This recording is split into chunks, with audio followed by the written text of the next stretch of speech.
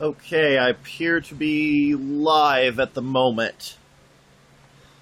So it's actually only about 4:44, so technically the live broadcast I told people in a group was going to start at 4:45 if anyone's interested and on here.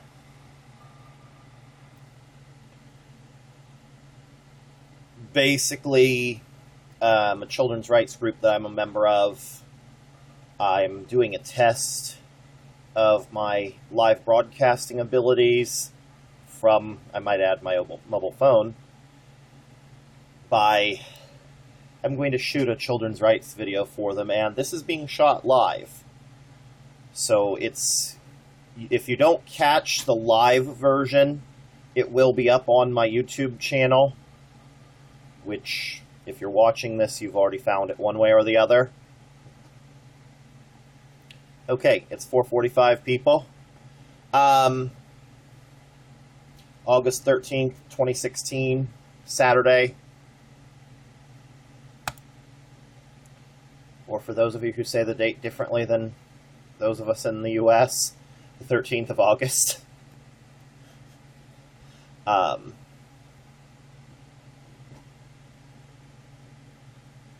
I've actually had tweets liked on 4 continents.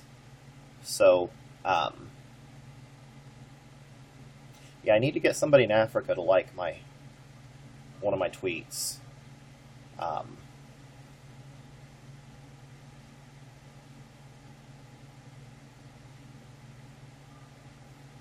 And those weren't necessarily even related to children's rights. But if you're going to debate me on children's rights, bear in mind that I've had tweets liked by people on 4 continents, and South America. I still need somebody to like one of my tweets from South America.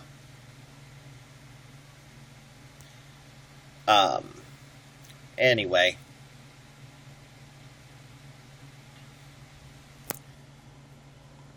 Alright, it's actually 4:46, so I'm going to get started here because I have a few ideas that I want to get off my mind before I go into work at 6 p.m. And, by the way, full disclaimer, no companies that I work for other than Sansevieria Media Group, which is owned by me, necessarily endorse any of the things that I post on social media. Please accept my apologies for my finger getting in the way of I'm still getting used to this phone, even though I've had it for about 4 months.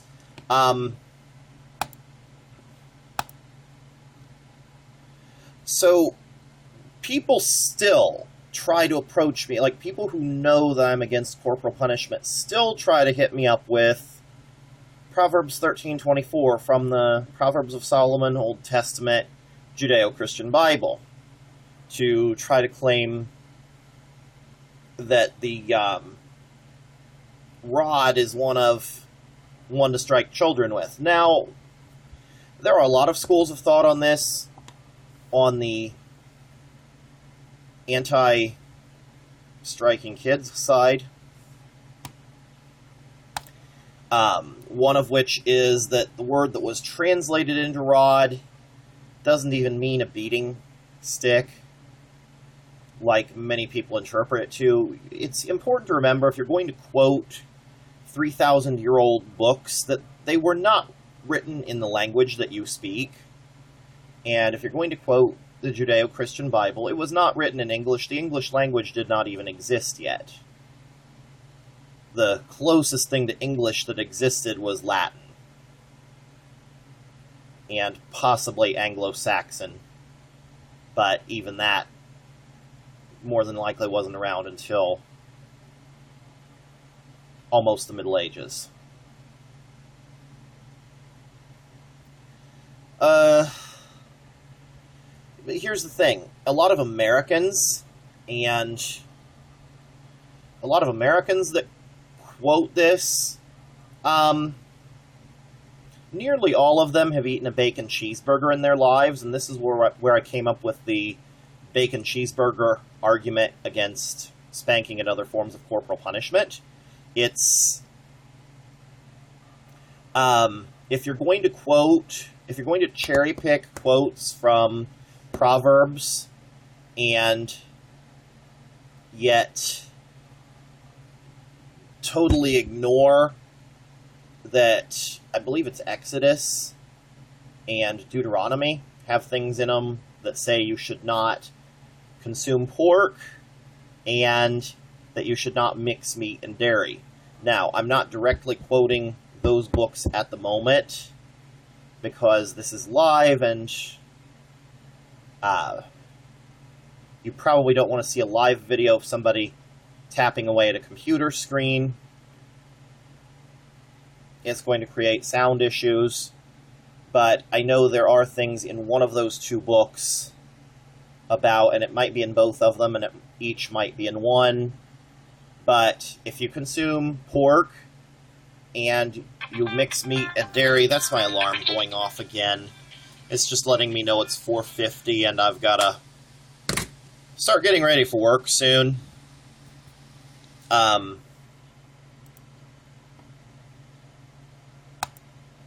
I honestly don't even know if anybody's watching this, which is okay. I mean, if people don't catch the live video now, you'll be able to watch it later, and it'll show live video with today's date and the time that the video started, although strangely it's showing 4:33 p.m. I actually didn't start recording until about 4:43, 4:44. So the service that does my live broadcasts to YouTube is apparently 10 minutes slow. Or my clocks are fast, but I'm going off of the clock on my computer. But yeah, anyway, yeah, there is a thing in Exodus and or Deuteronomy saying that you should not eat pork and that you should not mix meat and dairy. Oh, and by the way, if you bought that bacon cheeseburger at a place that's open on Sunday,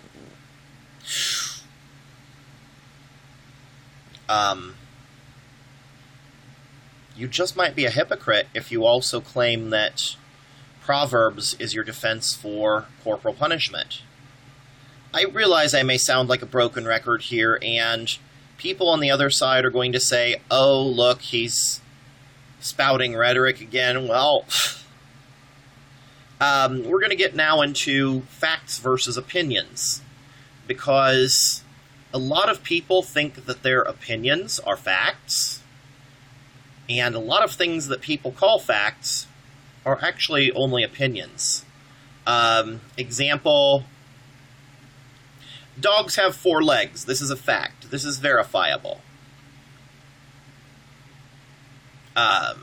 Cats are better pets than dogs. This is an opinion. It's not verifiable.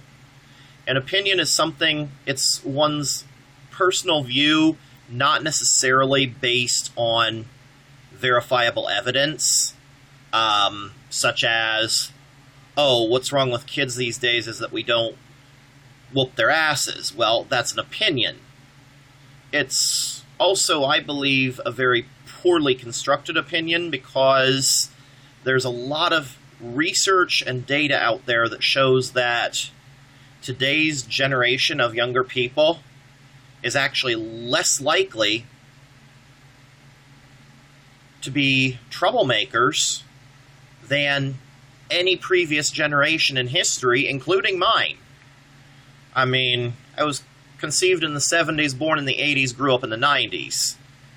We were some rabble-rousers at some point.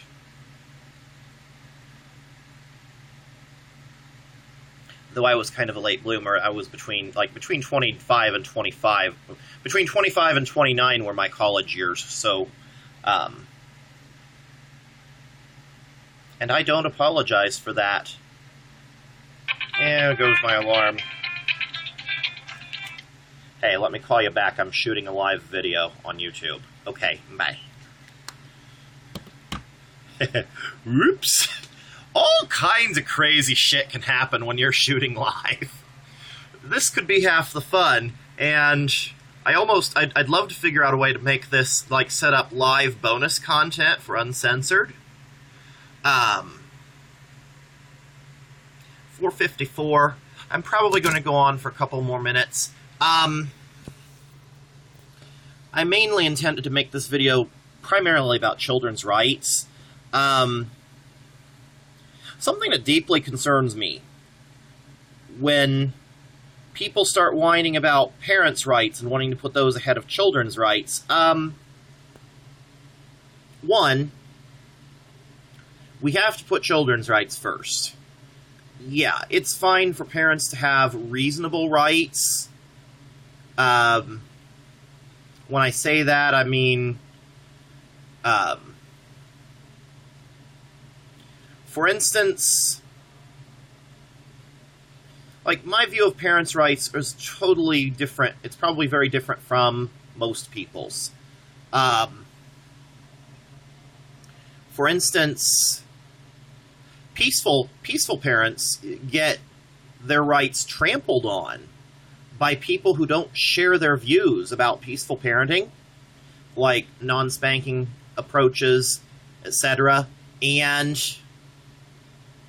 in one anti-spanking group I'm actually in, there are actually people who say, who occasionally post that a relative of theirs spanked their kid. It's like, okay, if they knew how you feel about corporal punishment and they spank your kid anyway, without your permission, I don't believe in it at all, so I don't think people should even do it. I can back my views up with verifiable evidence, which is something the majority of people on the pro-spanking side cannot do. They just come up with rhetoric like, oh, kids these days. Well, prove it. Prove that kids these days are any worse than kids in any previous generation. You probably cannot. If you can, I will happily view that evidence, but beware, I'm going to pick it way the hell apart and make sure that you actually know what you're talking about before I accept your so-called evidence as verifiable.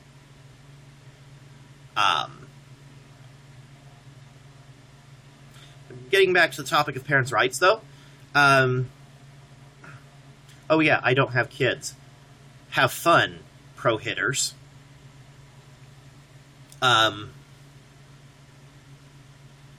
One of the reasons that I work feverishly to back up my claims with hard evidence is because I don't have kids. Because the time, like, if you don't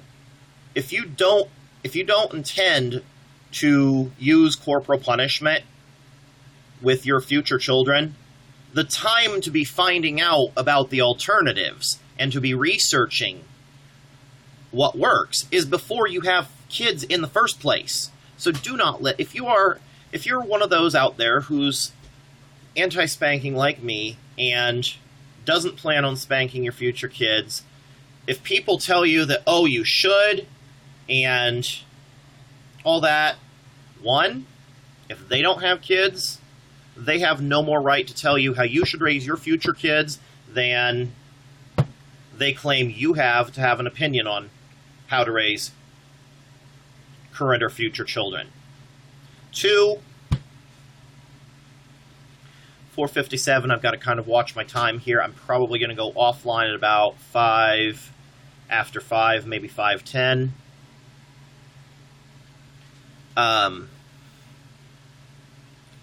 But yeah, 2,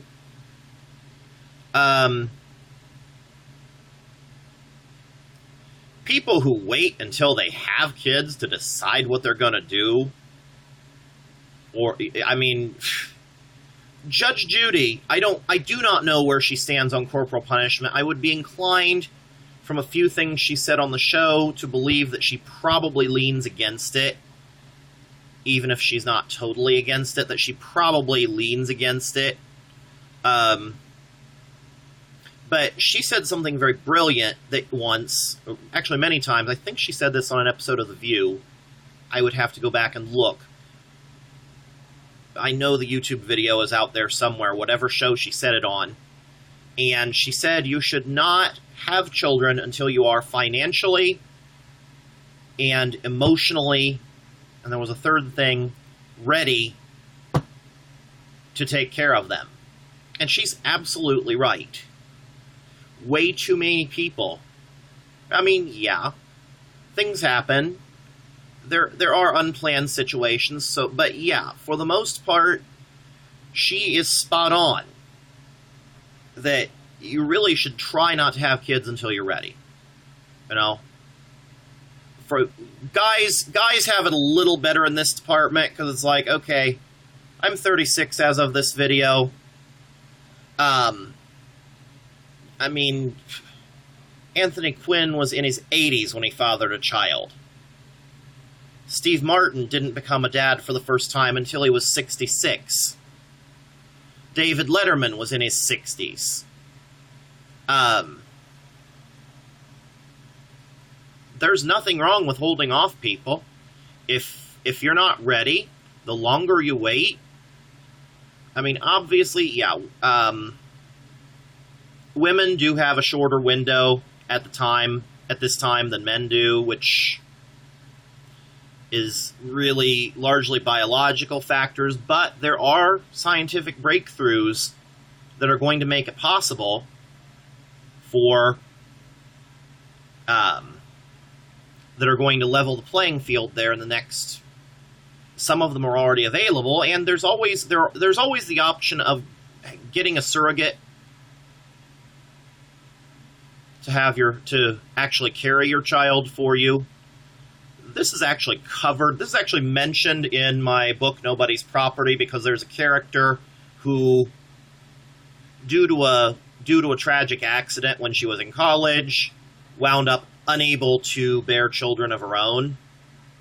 So she actually enlisted the help of a traditional surrogate, which is one of the other characters. Sorry, you got to read the book if you want any more information about that.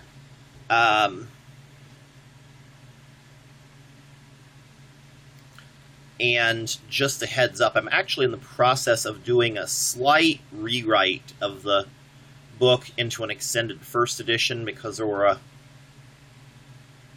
few ideas that I wanted to cover that didn't get covered somehow, and maybe polish some things up.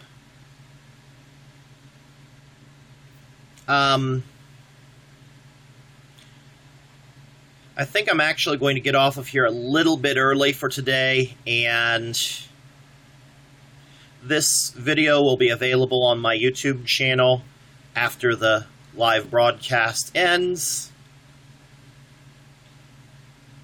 And we'll see how it came out. I've got to remember to stop keeping my finger there. And I will catch you later. Peace.